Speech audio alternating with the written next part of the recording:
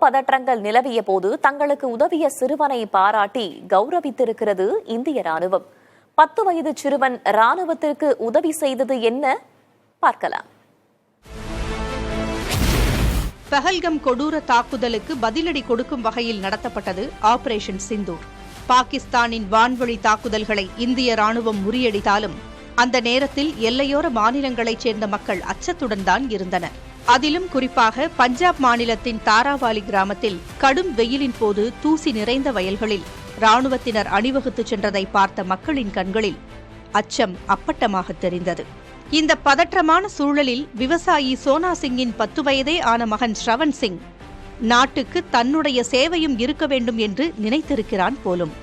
சீருடை அணியவில்லை, கையில் ஆயுதம் இல்லை. ஆனால் தங்கள் நிலத்தில் முகாமிட்டிருந்த ராணுவத்தினருக்கு தனது சிறிய கைகளில் தண்ணீர், பால், லஸ்ஸி மற்றும் ஐஸ் என மாறி மாறி கொண்டு வந்து கொடுத்திருக்கிறான். கடுமையான வெப்பத்தில் கிராம மக்கள் அச்சத்தில் உறைந்திருந்த போதிலும் பெரியவனாக வளர்ந்ததும் ராணுவ வீரனாக வேண்டும் என்ற கனவில் இருந்த சிறுவன் தினமும் ஓடி ஓடி ராணுவ வீரர்களுக்கு சேவை செய்திருக்கிறான். சிறுவன் ஸ்ரவனின் தைரியமான சேவையால் கவரப்பட்ட இந்திய ராணுவம் அவனை கௌரவித்திருக்கிறது.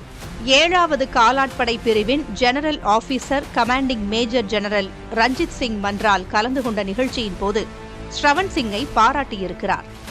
கூடவே சிறுவனுக்கு ஒரு நினைவு பரிசு, உணவு மற்றும் அவனுக்கு பிடித்த ஐஸ்கிரீமையும் வழங்கியிருக்கிறது இந்திய ராணுவம். இதை கண்ட ஸ்ரவன் சிங்கின் தந்தை சோனா சிங் எந்த அறுவடையாலும் கிடைக்காத மகிழ்ச்சி தனக்கு கிடைத்ததாக தெரிவித்திருக்கிறார். சிறுவனின் செயல் பலரையும் நெகிழ்ச்சியில் ஆழ்த்தியிருக்கிறது.